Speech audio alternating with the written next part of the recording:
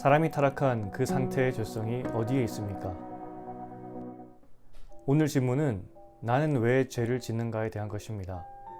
여러분은 왜 죄를 지으시나요? 세상에 나쁜 개는 없다는 TV 프로그램이 있습니다. 그 TV를 보고 있자면 훈련만 되면 무서운 개들도 순하게 변하는 신기한 일들을 볼 수가 있죠. 그 프로그램이 장수하는 이유가 사납게 달려들던 맹수 같은 개들이 인간의 말에 절대 복종하는, 말 그대로 반려견으로 탈바꿈되는 놀라운 모습 때문일 것입니다.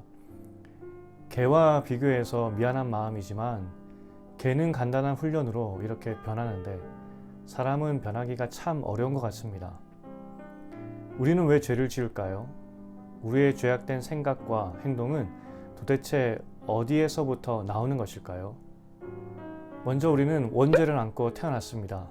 이로 인해 아담의 죄가 우리에게 있고 그래서 의로움은 사라졌고 온 성품은 부패하게 되었습니다. 그리고 그 원죄를 따라 우리는 죄를 재생산하며 살고 있습니다. 쉬운 예로 들자면 아담이 뿌린 죄의 씨앗이 우리 속에 심기었고 그리고 그 죄의 씨앗이 싹이 나고 열매를 맺도록 우리 스스로 물을 주고 양분도 준다는 것입니다.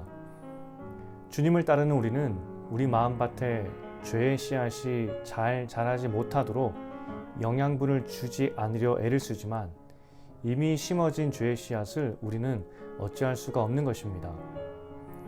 오늘도 우리는 아담이 뿌린 죄의 씨앗이 자라고 열매 맺도록 악이라는 영양분을 주고 있는 것입니다.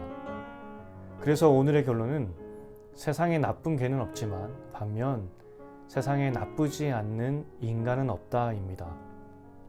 그렇다면 죄의 씨앗이 자라지 못하게 하는 좋은 방법은 무엇일까요? 아담이 원죄를 짓게 된 원인을 찾아 우리는 그것을 피하면 될 것입니다. 아담의 원죄의 뿌리는 판단이었습니다. 하나님이 금지하신 것을 스스로 판단하여 스스로 그 금지를 해지시켰다는 것입니다. 이것을 성경은 불순종이라고 말합니다.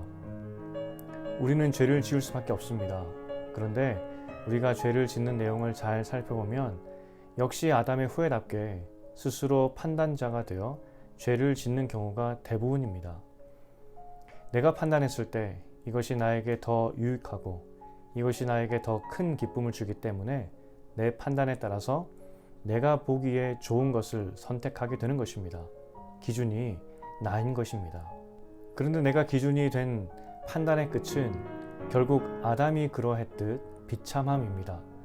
우리가 아무리 잘 판단을 해도 천지를 지으신 하나님의 판단을 이길 수 없는 것입니다. 오늘도 우리는 죄를 지을 수밖에 없는 약함이 있습니다.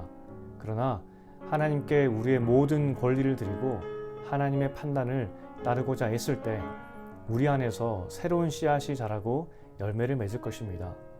그리스도를 통한 의로운 씨앗입니다. 오늘 하루를 살아갈 때 판단의 샘물을 맞고 하나님께 권리 이양의 삶을 살기를 바랍니다. 그때 우리 삶에서 죄의 열매가 아니라 그리스도의 열매를 보게 될 것입니다. 오늘 하루도 판단의 모든 권리를 주님께 드리고 주님의 말씀을 따라 살기를 축복합니다.